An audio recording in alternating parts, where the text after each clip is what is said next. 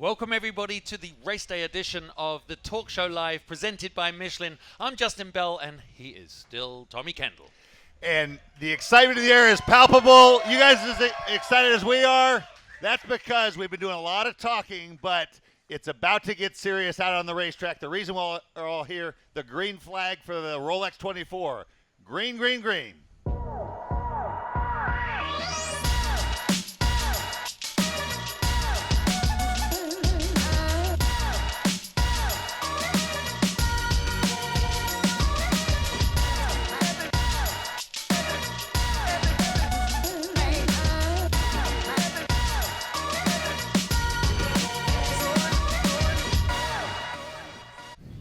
Well, I got to tell you, TK, I don't think outside of knowing I was going to drive a car, a competitive car, if you were in one, you were more than I was here.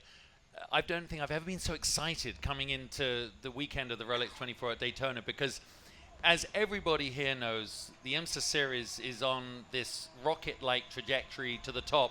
I mean, just look at the drivers it's attracting. Just look at the teams and the number of fans, and records have fallen throughout the weekend. Well, it's IMSA 50 we're celebrating. You don't get to be 50 as a business or a series unless you have great year after year after year. And all the people we talk to that have become our heroes, the reason they are heroes is because what they did out on the racetrack. And so the best part, this is really the best. We've done it, but I don't have that knot in my stomach like a lot of those drivers have right now. So I just get to enjoy and soak it all in, like all of you. So I tell you, that just made me think. It was funny at breakfast this morning over in Marion's. I hope some of you saw that really cool logistical piece that TK did yesterday. Marion serves how many meals? Over the weekend, like 60,000 meals over the weekend. That's like a really big cookout. So I was in there with the drivers, and obviously everyone's monitoring the weather for the weekend. And well, it's beautiful right now. You know, as fans, it's really annoying when it rains a lot. Your tent gets wet. It interrupts. There's water in your beer. I mean, it really is distracting. And I'm looking on the faces of the drivers, and I know what they're feeling like. Because we're going, hey, I hear you're going to have terrible rain tomorrow. And talking with Elio when he came by, he's like, yeah, you know, I mean, you just have to focus and get through it. But there's a nervousness that brings to drivers that I'm not experiencing right now. Nope. You don't realize it until it goes away. Yeah. When you're finally, I heard Danica Patrick say something about it and say, what are the feelings? She goes, I don't miss that knot that is in my stomach literally at all times because it's performance driven. You're only as good as your last session, your last race, but it's why they're heroic. Yeah, so, well, listen, we've got an amazing guest coming on. As you know, we've had some incredible stars over the last few weekends, over the last few days. But I'm really excited to bring on a really big friend of the talk show, Jan Herlin from Michelin. Please come on, Jan. Just join us on the set here. Hey, Jan, welcome. Perfect. We're going to put those on.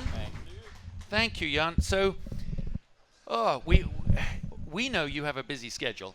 A really we busy need to tell schedule. him who he is. He's the vice president of marketing, but we like to think of him as the marketing genius that recognized what we were going to do here with the talk show. So let's hear it for Jan.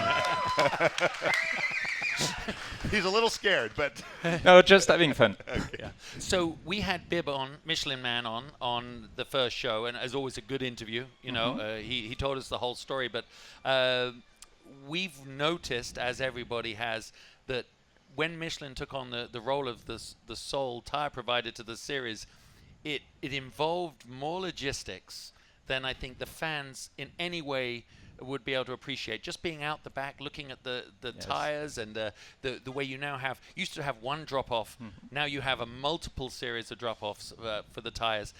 Tell us a little bit about the logistics, because it has taken an army. Yeah, so to give you an idea of the scale, I guess everybody is kind of familiar with Le Mans. So in Le Mans, we would use 9,000 tires for the entire week. 9,000. Yeah. This weekend we came with 14,000 tires. 14,000. And why? Because when you think of it, last year we were already very proud to sport the GT-LM cars, but 9 cars. We moved from 9 cars to more than 100 cars. Yeah. And of course, with the weather, that may be kind of weird. Skirting. Yeah.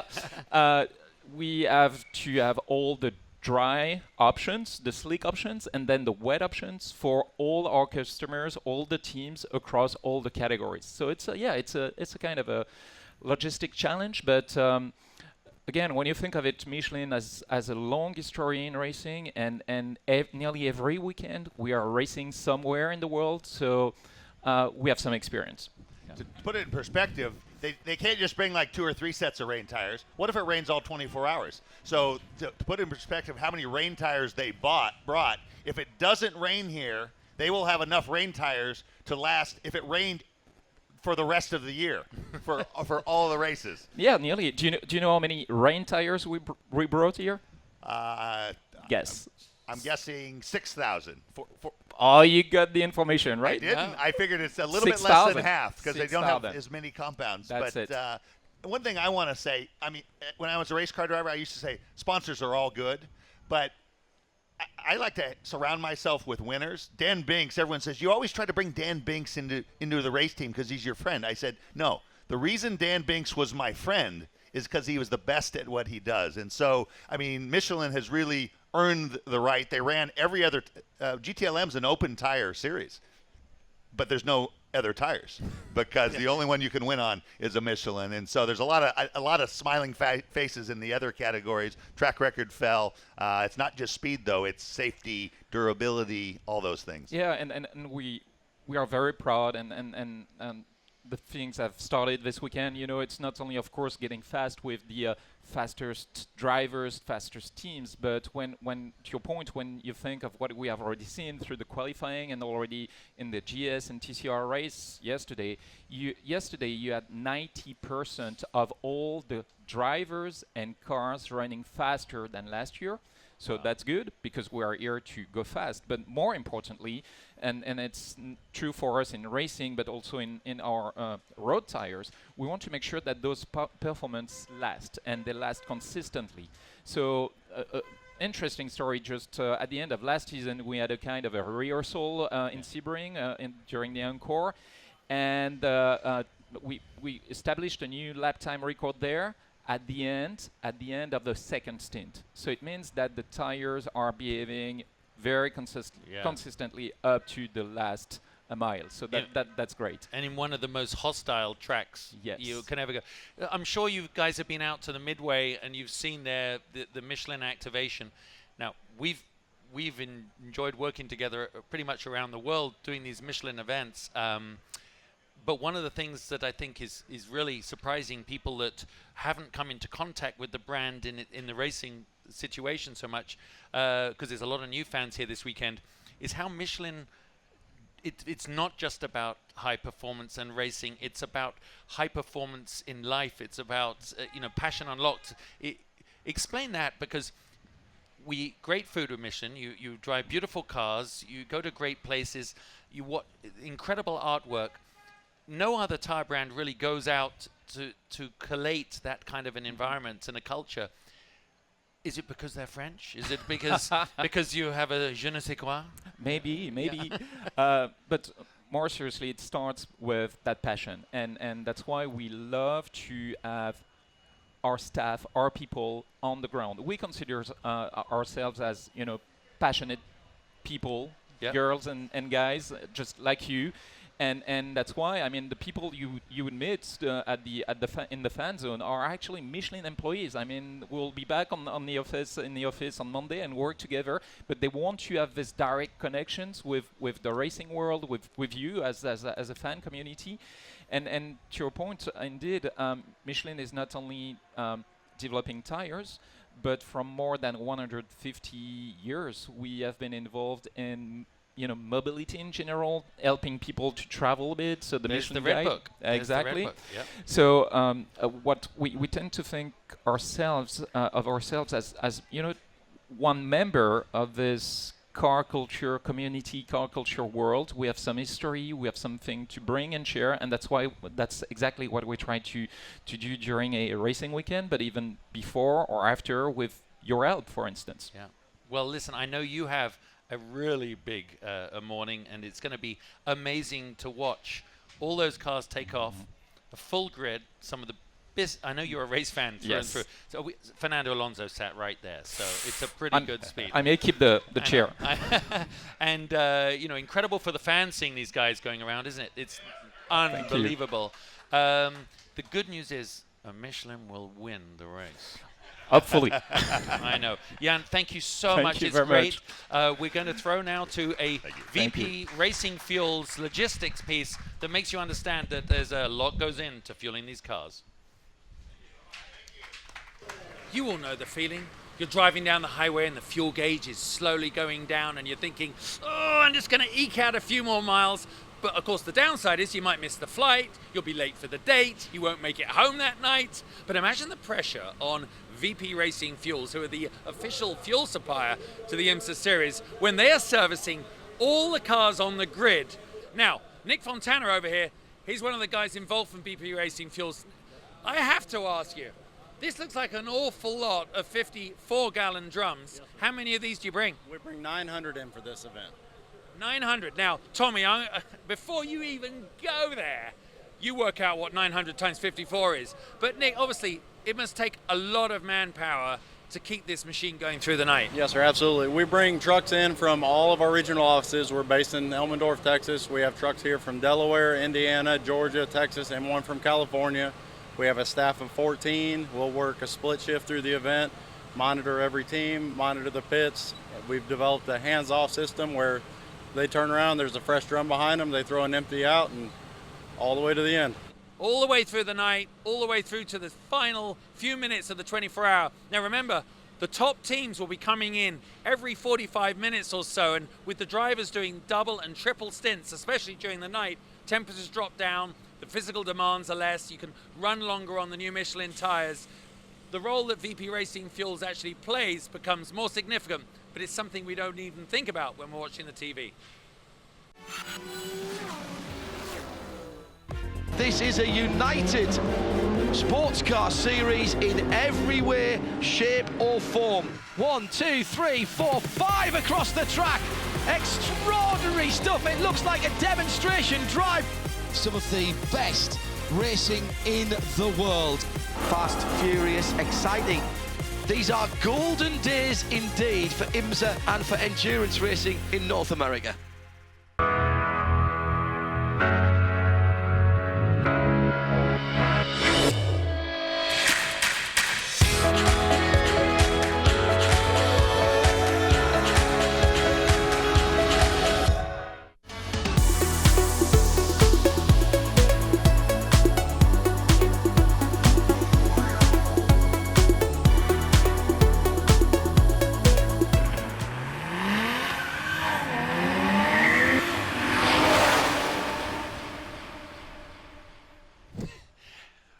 You know, the trouble with that last bit of video is you and I were having that nice little drive over the bridge into here. We had a lot of the drivers being quite offensive to us by saying who got the bunk and who got the bed in the Airstream. Now, I can assure you that I was never going to share an Airstream overnight with Tommy Kendall. Mainly because he's too long lying down to fit in that thing behind us. But we have this wonderful partnership with Airstream, and we will be doing some road trips over the course of the year between some of the races. I might tow my own though, and you can have your own. I think we should have two of the little base camps as our trailers. What are you going to do? What are you going to hang your feet out the window? Maybe, but I'm definitely going to have security because this guy tried to talk to me yesterday when we were off air, and I said, "Listen, Justin," I said, "we're partners, but we need to respect some boundaries here." That was a funny video. That was. So Michelin mystery guest. Now, I don't think we tried too hard to confuse you on this one. They'll get harder. There'll be some harder ones this year that won't be as obvious, but this one there was no question this was going to be our mystery guest. We showed the cool pictures which capture the glamour and the sexiness of the era, but it's fitting because I'll give you a few more hints. Most of you know who it is. The winner of the Rolex 24 30 years ago, also related to one of the hosts. Let's hear it for Derrick Bell Mbe. Right, Dan. Hey. Wow, you can put the headset on there, Dad. There you are. The MBE, you talk about racing royalty. I mean, literally, he's recognized by the Queen of England. MBE is member of the British Empire, formally recognized, and you have earned it, my friend. Thank you. At least I've been recognised by a real queen, unlike the lottery from around here, no doubt. But Thank you, Dad. Bring the tone down straight away. That was good. But the nice thing is, but did you see what that tag just said there? Could we bring that back up again, Jason? what was it? You'll really like the little credit, the way we've labelled you on the show. Grandfather of Oliver Bell. Who was the star of Westworld There with you go. Anthony I know. Hopkins. Times have changed. Times have changed. Well, I mean, I spent my entire life just thinking, one day someone's going to say, "Oh, you're Justin Bell's dad," and it hasn't quite happened There's yet. Oliver but Bell with there he Anthony is. Hopkins. There's my son's a young actor, and I think I'm a frustrated one. So that's him with Anthony Hopkins on Westworld. He's at military boarding school now. Because he needed a focus. But, Dad, do you know, it was actually funny when Fernando Alonso was sitting here and we brought up, there was you, obviously, with your face whited out, and Fernando was like, that's Flavio. And we're going, it actually could be. It was quite close. You mean Briatore, Briatore? Because yeah. there's lots of Flavios, but not only one Briatore. One Briatore. Yeah, they really thought it was. 30 years, Dad. 30 years since you drove through this gate, 3 decades on a Saturday morning. Did you know you could win the race that weekend? Did you know you were going to? We had a good chance. What I didn't know was it was 49 years ago when I first drove out on this track. Wow. 49 Now years. you didn't know that, did you? 49. You really should look into your stats. But we only worry about 50s. We only worry. my first so you've time been here there was- since the beginning of the yeah, book. it's in the book as well, and you don't read it. But it was but it was before IMSA. We came here with the Gulf 917 with John Wire. It was my second sports car race of my life. First was in Argentina, which Joe Sifford and I won, and then we came here. It was the most amazing thing to come to this place without any chicane on the back. I mean, terrifying. Yes. I actually went out. The John Wire, he was like a school headmaster, and he said to me, he said, you don't need to come in till about 11 o'clock tomorrow, Derrick. So I said, okay. He said, Joe can do the first practice, free practice. There was nobody else here, just us with one car. So I drove through the tunnel at about 9:30, and nobody's probably in this area has ever done that. You're the only person in the whole arena, except for a race car in the pit lane with a team. And I stood there through the tunnel, got out the car and looked around and went, oh my God, this is absolutely amazing. And then I heard this lone flat 12 air-cooled engine start up, and it came around. It went around the second time, and as Joe came down the back straight, I learnt when I went to drive it, you had to take the banking 3 and 4 flat out, 220 mile an hour. And literally, he came down the straight, and of course it's dead flat, and then suddenly up in the banking. Now, we're not used to bankings. And as I watched Joe go around, the car actually was at that angle. And yawing, trying to hold the car down as he went around at 200 miles an hour like that. And I went, oh my Lord, have I got to do that? And I suddenly developed incredible sinus problems. And I told Mr. Wire I didn't want to drive very much. And then we did the race. We were leading the race, and the engine blew up anyway. So it was all over. But that was welcome to Daytona. I mean, one thing you don't think about if you've never been on the banking is because of the banking, ahead is actually up there. And the window is like this. Some of those cars had a little peep-through window to look ahead, but it's really disconcerting. It's terrifying going 200 miles an hour, but when you can't see, maybe 3/10 in front of you. Yeah, and you're absolutely right. You obviously had that experience. I think you had that in that car you raced, didn't you? A bit with a window. We didn't have Yeah. we never ran that car here. Right. We would have had to. Also, at his altitude, look at the size of him. I know. Well, that's what I mean. Did he have a little hole He's in right his up helmet? there anyway. But no, in the 917, we actually had a cutout in the roof about that big. But the trouble was, it wasn't immediately above your eyes like a mirror. You actually had to go past a flat piece of metal, which was the surround of the roll cage, and then put your head up through the glass to see where the exit of the corner was. Jeez. Well, not the exit, to see if anybody else had fallen off in front of you. Well, I mean, that kind of takes me to, we talked about the level of performance and safety that they've achieved now, Michelin, with the tires. It wasn't like that. I mean, even the aerodynamics, they'd tell you we think it's going to work, but they didn't have the simulation. And the danger, I mean, it's a little morbid, but Stefan Beloff died as a teammate of yours at Spa. I mean, the Aero right, left. How did you deal with that level of danger? Well, I mean, unfortunately, we grew up with it. And to be honest, that very first year that I mentioned with Siffert and Rodriguez, they both died that year. And they were my two teammates, one in one car and one in the other. The only two drivers in those days when men were men. and for the long distance races, and even the 24-hour races, 2 drivers. And it was pretty hectic and pretty hot in there, no cooling, and we had to shift gear. God, we had to push a clutch down too. So we were really something special in those days. Yeah. He hasn't failed to tell me that No most of modesty. my life. Well, I mean, Justin's always very self-deprecating about and he gives me a lot of props for driving, but this man is a Le Mans winner as well, 5-time Le Mans winner. But I don't know how many father-son Le Mans winners there are. But I know you've got other children, so I'm going to put you on the spot a little bit about ranking is amongst your children. Would you say he's top 5? Top 5? Well, there's only 3 to my knowledge. Well, no, I know. So he's know. solid top 5. That's Solid top that's five. impressive. I'm his favorite older son. Yeah, but we did Le Mans. I know what are we talking about today? Because we're rambling on there like crazy. Well, that's I the did, idea. but I did race with him. We did Le Mans together. Twice. 92. 92 in a Porsche 962, which was a nightmare. We remember- might have some footage. I don't know if they're ready with it. This is an interview before. That's me, by the way, before the lines. Looks more like me now. Oh, is there no sound? Okay, it's probably Oh. better. That's him. Okay. What he's saying there, this is not when they drove together. He says, "I'm glad he's not driving. He can get all the the hurting." Oh, somebody. this was our workout routine. Oh, This yeah. is how we took it seriously. This is where we lived in Pagham.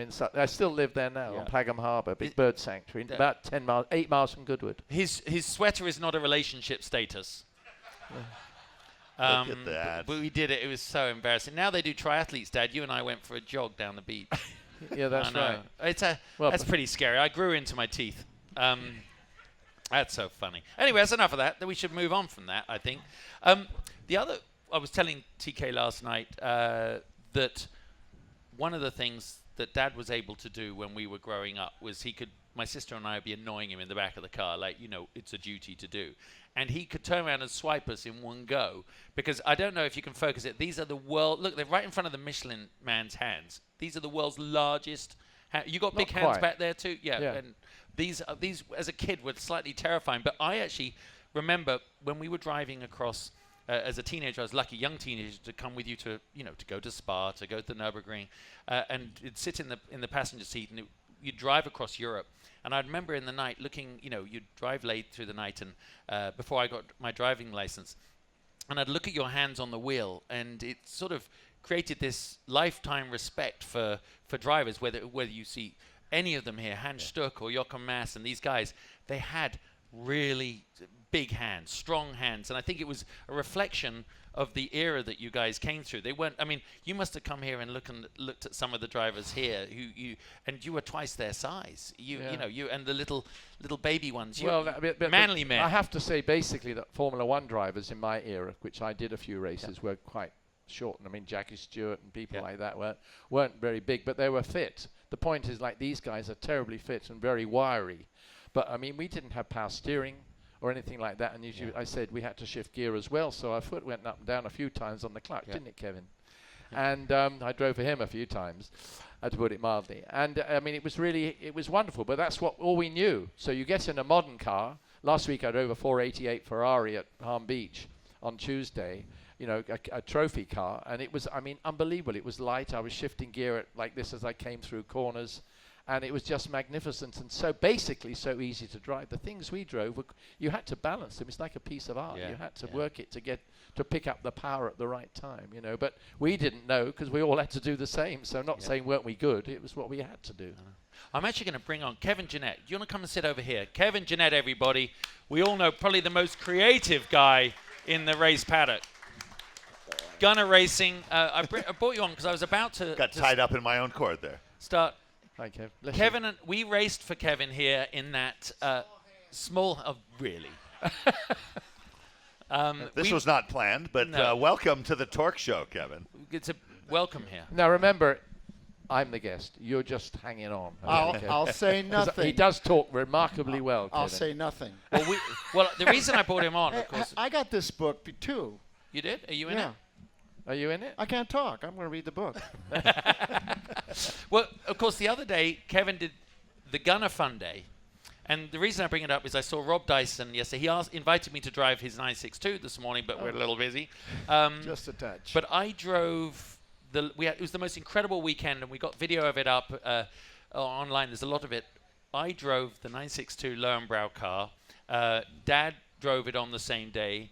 Todd Holbert was there and drove it on the same day. If you can, you facilitated for us. And a 956. And a 956. You basically, it Rothmans, was almost too much for this little English brain. It was emotional for everyone there too. I mean, and talk about the 962. I mean, big time. Talk about this man in the 962. Do you have a favorite memory of Derrick driving one of your cars, or share maybe the first time you were exposed? Tell us the Derrick Bell story.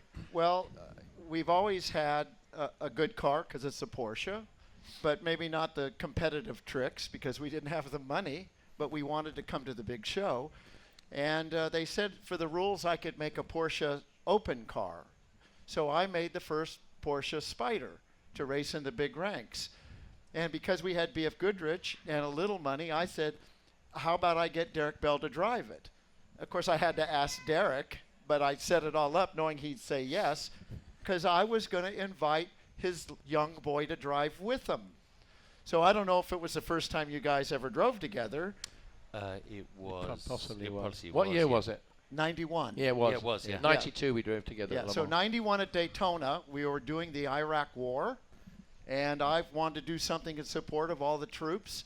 President Nixon got me out of the draft, so I was always grateful because he ended the Vietnam War, but I wanted to give something back. So I came up with the Union Jack on one side of the car and the American flags, because we also had Jay Cochran, Yeah. who was their co-driver. And we came here to Daytona knowing that I didn't have the money to finish the race.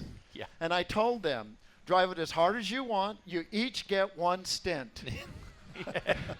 So I don't know where we were when we pulled it out, but we were in like 5th or 6th Yeah, it was pretty position. good. And I thought, too bad we didn't have any money. We didn't have a GoFundMe thing back then.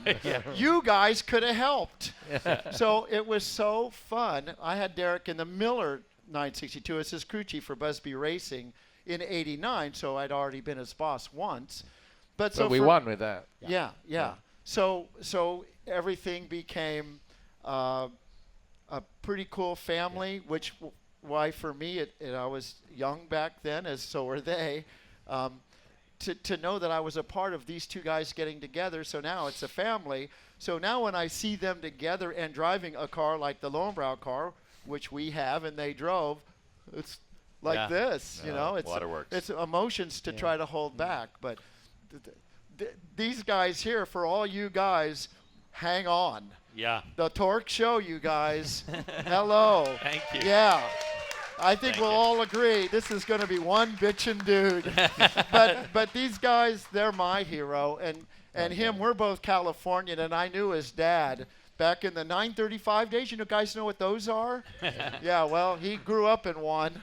So anyway, thank Amazing. you for inviting me Well- on. I crashed the gate. You got under security over there. No. Yeah.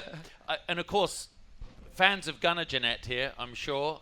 Young Gunnar, your son lives a life that the rest of us wish we could come back and do because of his joy of life, his thrill of life, he really almost embodies being back as a 60s or kind of guy. Because of guys like his uncle, Okay. watching that. But Chad McQueen, his dad, Steve McQueen, who he tells stories about the movie Le Mans. Wait till that's on the I was Torque gonna Show. say, That's part deux. That's part Yeah. part deux. Yeah. But Chad McQueen drove for us at Daytona in one of our Porsches. Look at that, Dad. Yeah. Shirtless. There you mano go. a mano with Steve McQueen. 2 minute Wow. How'd you like to hang around with All those right. guys at Le Mans? Yeah. I mean, are you kidding? But Chad came up when we met him here, and I think my son was present, and I said, this is so cool, you getting to drive like your dad. And this is something I think I can say now. He referred to it as the Lucky Sperm Club. Yeah, it does. Hey, Justin, Why not? Yeah, that's true. same thing. I wasn't there at the time, but That's I- why we're I on the guess. web, folks. That's why Tommy we're on the Kendall web. had Chuck Kendall. That's right. Amen. Thank my lucky stars every day. There you go. Yeah. I know. But We all have to be grateful to somebody, but I must say that it's thanks to you guys. Without you, we wouldn't have a car. And it's not a pat on the back day, but honestly, I think we overlook how wonderful these tuners prepare these guys like Kevin and many, many of the lads here today, that it's their dream. And I've met so many today that came up from a long, Beaky Sims came up this morning, who was Jimmy Clark's mechanic and that sort of thing. And you just talk about the past. It's awful to talk about the past, but there was some wonderful past there. Yeah. And without you guys, we wouldn't have the cars and Well, that little extra touch on them. I was just thinking as you said that, you look around, we talked when we saw out by the they have a mini tractor. Great, it's an Instagram competition starting at 2:35 this afternoon, when you've got 24 hours to feature the little tractor that's out there on the back of the 911, and you put it up. And which website do you go to? Gunner Racing. Gunner Racing, post it up, and he is going to take you to the Porsche Museum. You'll get to present the little tractor to the Porsche Museum on Gunner Racing. And it's a Brumos car, because we at Porsche are celebrating Brumos this weekend. So it's already out there. Oh, my gosh. That's John Oates, and Justin drove the pink tractor at the Porsche Rennsport. A particular highlight. And that's just been donated to the Porsche Museum with the little piglets that are somewhere, which is a cousin of Little Brumos, who's here this weekend. The best viewer-submitted photo with the tractor gets to go with you to the Porsche Museum. Right. And they just tag They Gunner Racing on. There's a set of rules that you see only because I want everybody to tag the Brumos collection, Porsche Newsroom, blah blah blah. So where do they find those rules? At my website, my Instagram, Gunner Racing. Gunner Just Racing. Fold back and then you'll see the rule. Wow. It's a 24-hour period, like Justin was saying, from 2:35 today to 2:35 tomorrow. The best one gets a free vacation to Germany and the Porsche Museum. I'm trying to talk the Porsche Museum into giving you a hat. Okay. That's their side of the deal. And with Derrick here, I'm sure he could pull it off because he still knows people. But they're all getting so young. I didn't know those. I know. Anyway. One final question to end. This is going to be kind of a signature. You drove with some amazing drivers as teammates and against. If you had to pick one driver over your career that maybe you held in the very highest regard, who would it be? There's two. I have to say two. I'm sorry. First of all, it would be Jackie Ickx, because I thought he was just the most perfectly balanced driver. I learnt so much from him because he started with me almost in prototypes, and the way he handled himself in the world, the way he respected other people, the way he drove and that sort of thing, and he came through Formula One. And then on top of that, it was Al Hulbert, because Al covered every single box. He ran his own team, he ran his own Porsche dealership with his father, he was the head of Porsche Cars North American racing program, he ran the IndyCar program, he would test our car and I'd get in it the last 5 minutes of practice to check how good it was, and it was always brilliant. And that was it. And he was such a great guy. Tragic that he had to die the way he did. But he was the best all round. Al was, to be honest. Wow. Jackie was right up there as far as literally racing was concerned. But Al was the most complete person I raced with. Yeah. Well, I just want to say thank you to them for being here. But I also want to say that the idea of the talk show is that we bring this incredible family that is IMSA and sports cars to a broader audience, because we firmly believe that this is the most dynamic ecosystem of incredible people, whether it's you guys as fans, whether it's Don Panner said it, it's for the fans, and we're going to make T-shirts that say everyone has a little bit of IMSA in them, because I think they do. These amazing mechanics that are preparing the cars right now. And for me, having my dad here, there aren't, I see David Donahue and we talk about, we see Chad, and we talk to Todd the other day. There's so many of my generation that don't have their dads around to share this, and my dad's a living bloody legend, and so I'm really Here. So thanks, Dad, for coming up. Thank you, sir. Do you want the frame? Should I wheel you out? The one with the wheels today. The one with the wheels. Thank you very much, Dad. Thank you, Kevin. That's brilliant. Thank you. Thanks very much. Thank you. Thanks, Kevin. Thank you. Well, they're tied up on the cables right now, so look at that little thing right now. We're going to bring someone else back on for a little race morning update. Race morning updates when we have the biggest race of the year. You can slide off there now. They have free coffee over there. There you are. That's nice. One of the things, We'll do obviously, it. about this is that all the preparation that's going on for the race today is demanding on everybody, whether they're, you know how demanding it is getting ready for this, whether you're a mechanic, whether you're the support staff, whether you're Marion getting the food ready. We had him on the show yesterday, but I thought we should have a little quick pre-race, what to expect, top 3 things that have happened. Danny Binks, everybody, perhaps the legend of the paddock. Oh, he just wants to sit out there. He's Buddy. messing with stage set design here.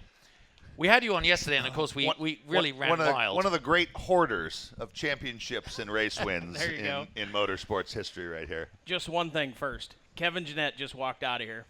And I'm telling you, for mechanics and race car guys, that guy's a rock star. Yep. Unfreaking believable. I went to his shop a month ago.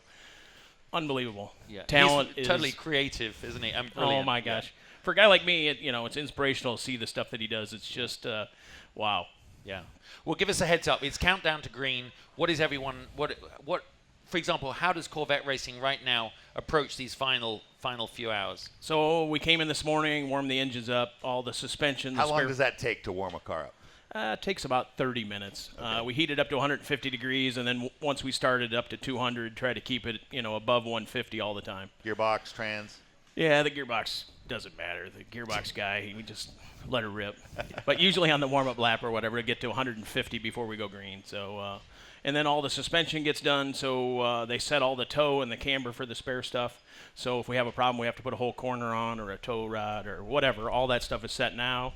The spare wing, the deck lid, all those things are adjusted. And they're adjusted to the current settings where That's the right. final setup was at. Yep, so what will happen during the race, if we do change, somebody's back at the truck, they'll make the change on that So piece. if you change the wing on the car in pit lane, you change the wing on the spares. Yeah. Wow. Yep, so if we need it in the rain, for say, because we'll put way more wing in it, a little bit more wing, and for the rain, we'd adjust the spare too. Wow. So obviously you can control that, but there is one very loose element between the steering wheel and the back of the seat, isn't there? That's right. I know you're not involved in those briefings, but all these big factory teams, there's a good company line going into a race like this, and I know Doug Feehan and Gary Pratt will always give their guys a good indication, a good mantra for the race. What is it for this one? What's the sort of, no team orders, but what's the team philosophy moving in? For us, just keep it on the track, do the best job you can. Don't use up any more of the car until you need to, right? So our deal is right now, we just need to make it to the rain and try to be in the lead when it rains, and then we'll see what we got. Wow. And talk about your guys a little bit. I mean, So the drivers are Yep. the drivers are awesome. I mean, let's face it, you get to work with a guy, Antonio, he doesn't say anything, he just puts his foot down. Yan, he's an amazing talent. Rocky, we're just lucky. And then in the other car, Oliver, Tommy, and Marcel, working with these guys is just some of the best race car drivers in the world. And I've been super fortunate through my career to work with some of the best and the best. TK here is unbelievable. I think we won 8 or 9 championships together. We won so many I lost track. So it wasn't really fair. When we raced with Tommy, we'd give him a pretty good car, and he would just kick everybody's tail, and it was a lot of fun. Yeah. Well, you got to get going. I know that. It's we're going to come and see you in the pit lane and bug you because we're not probably officially supposed to be there, but we'll come and have a look.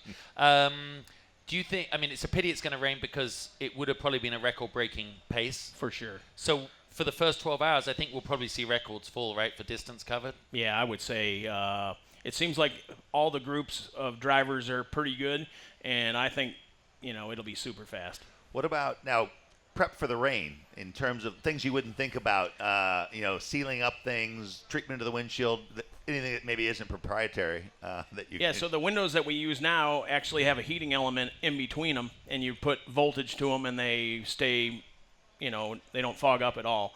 The side windows have like what you use on your snowmobile goggles, and then when we get close to when it rains, we'll peel off that, and it'll stay, it won't fog up. And then the rest is just taping the window in, sealing up all the holes with silicone and things like that. And the air conditioner helps too, take some of the water out of the air in the cockpit. So, can you run that without, even when it's raining, they still need to be cool because there's so much heat being generated. So it's not like they get too cold. It's about 80 degrees even when it's 50 outside. So it still works. Sometimes they'll take the hose off of their helmet just because they'll see their breath because it's so cold. But, Well, listen, you go and get ready. We're going to – I know there's the driver autograph sessions happening right now. I'm sure that's why there's no one in our coffee bar because they're all – the drivers all getting ready. It's going to be a big one. It's going to be huge. I know. And the Torque Show. Everybody, the Torque Show is here. Unbelievable. Thank you, guys. Danny. Green, green, green. Thank you. Green, green, green, green. Thanks, buddy. That's perfect. I stood up because I didn't want to have a face full of Danny's butt. That was not going to make my day. I can assure you of that. Oh well, TK. You know what? Today it's totally fine. Remember, we're drawing to the end of our first 3 shows, but I guess on reflection, it's been a pretty good kickoff for us. I hope everyone's enjoyed it. How to watch the show moving forward. We are going to go out and do a little bit of bonus content after this. We call them our big shows. They're live on MotorTrend right now. And then we have our channels and we have cameras. MotorTrend Facebook. MotorTrend I'm Facebook. getting messages. Is it MotorTrend.com? Yep. MotorTrend Facebook is where these shows are airing, and then it'll eventually migrate to MotorTrend's YouTube channel. Yeah. But our additional content, which we've filmed some already, Yep. just taking advantage of opportunities. David Hobbs came through. Bernd Schneider, we talked DTM, and we talked. He was the car immediately behind me when I had my accident in 1991, and then Angus from MotorTrend talked about their plans for global domination. Those are all on the Torque Show Facebook page, so check that stuff out. And the stuff we're doing tonight. Well, that's the whole thing. Let's rewind, because as I said right at the beginning of this week, none of you guys come up to me and go, God, Justin, the way you called the Mazda pit stop, and it was just beautiful, and they took a tear off of it.